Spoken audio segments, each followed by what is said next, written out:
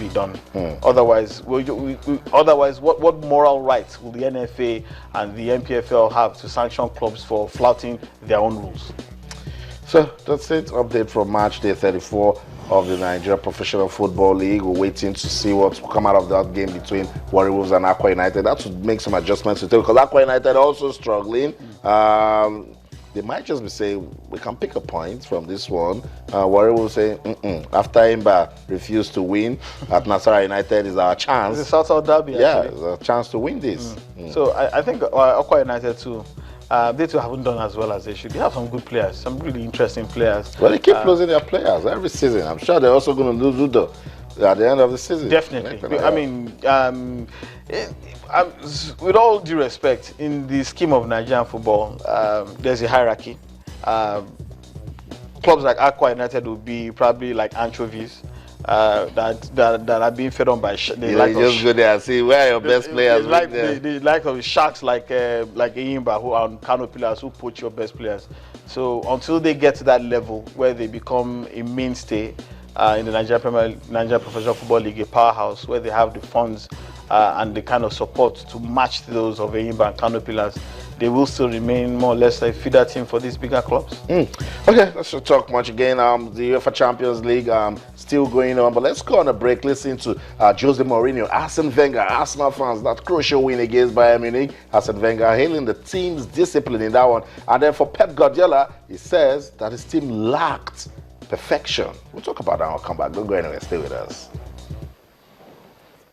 That's actually three sides to a story. Jose Mourinho still blaming refereeing for that draw at Dinamo Zagreb. For Arsene Wenger, good one. Also now understanding that most times you don't just need to get the possession and lose, because Bayern Munich got all the possession and they lost. So the Gunners will now understand what it means to score. And then for Pep Guardiola, it's pretty disappointed that after getting all of those possessions, after the dominant play, you go down 2-0 and then you lose all 3 points. If I were Pep Guardiola, I'd be disappointed as well, because Bayern had plenty of opportunities to have, to have actually really damaged Arsenal's Champions League aspirations this season. Plenty of possession, plenty of penetration, but no finishing. Yeah. And that was what did them in. And Arsenal very calmly played more on the counter-attack and made sure that they cut them out a few times. And they were particularly good at the set pieces. And the Gunners were careful too. Yeah, they were particularly good at the set pieces, and that was what helped them. They were very dangerous when it got to set pieces, dead balls, especially when you saw Olivier Giroud's opening goal. It was a bit scrappy, but Arsenal were more than happy to take it. Manuel Neuer also came up with some fantastic saves, especially that save against Theo Walcott.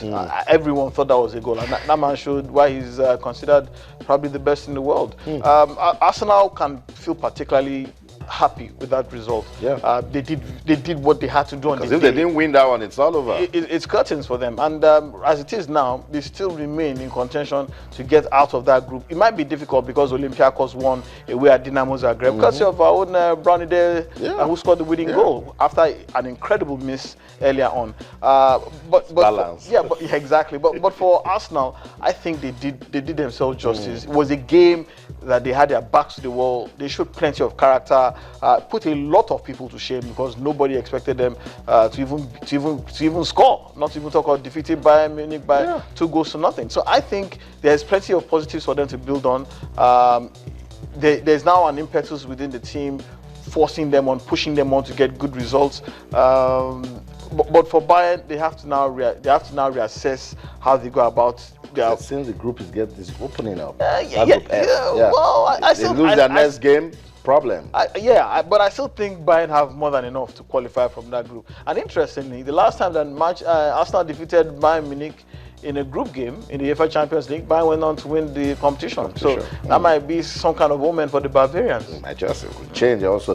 There's so much to still talk about in the UEFA Champions League, but let's give the teams playing now some time to keep scoring the goals, so that we'll just compile it and bring it to you. Let's go to FIFA and all of this cleansing that is going on. Someone has these results, live results on your screen. Anthony, want to run through it? Yeah, Malmo, Swedish champions, are currently 1-0 up against Shakhtar Donetsk. Paris Saint-Germain and Real Madrid are currently going at it to hammer and tongs at the Parc des Princes. Currently stalemate 0-0 there.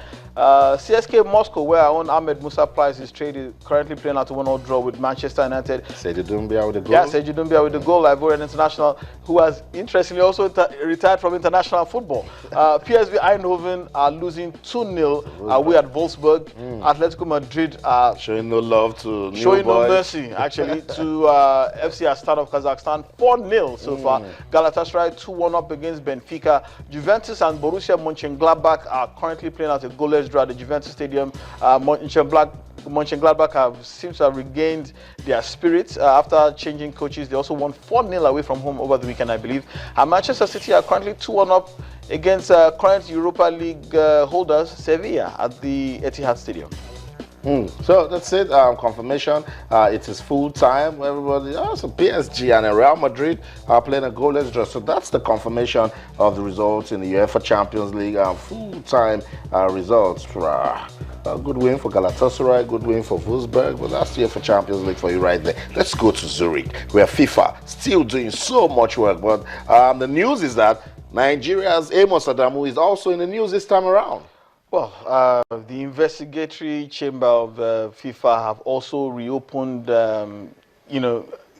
certain cases that happened in the past. And one of the about some things that happened in the past as far back as 5, 6, 7 years ago.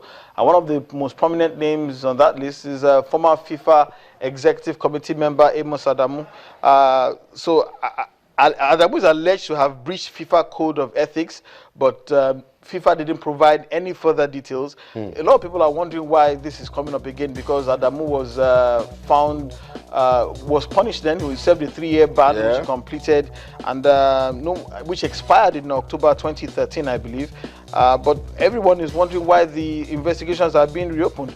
Well, Adamu was a high-ranking member of FIFA in the executive committee. He was also a member of the Nigerian Sports Commission as well for almost 20 years, and was also considered to be a leading candidate to be CAF president at one point in time, expected to succeed Issa Hayatou. But probably the most outstanding allegation of all, or revelation of all, has to come with the fact that this man, for a World Cup winner for Germany, both as captain and as coach, the Kaiser himself, Franz Beckenbauer, is also being investigated by FIFA's investigatory chamber. So everything is just popping off in FIFA right now. The searchlight is being beamed on anyone and everyone. The question now in FIFA is not a question of who is going to be investigated. The question is actually who hasn't been investigated or who is yet to be investigated, because as it is now, everyone is under scrutiny. We all know about Platini and Sepp Blatter, about the 2 million Swiss francs that was said to have been exchanged between them that breached FIFA Code of Ethics. There are also a lot of people that are currently under scrutiny. FIFA is reeling badly from all this. Every single word that comes out of FIFA now seems to be bad press, and it's inevitable that some kind of change must come at FIFA. But the question is, what is the quality of that change going to be? Is it change for the sake of change, or proper quality representative change? I think one of the members of FIFA is actually even advocating that the FIFA presidency be rotated among all the five federations. Among all the federations. Instead of having one man lead FIFA for 12 or 15 or 18 years, they've now put a limit onto the number of terms you can serve, which is 12 years. Which I still think is ridiculous. I think it's ridiculous as well. But what someone is now advocating is now that they should now have rotational presidency the same way they have in the UN. So once when UEFA's tenure has finished, probably moves to Africa, moves to Oceania, moves to Asia, moves to South, to the CONMEBOL.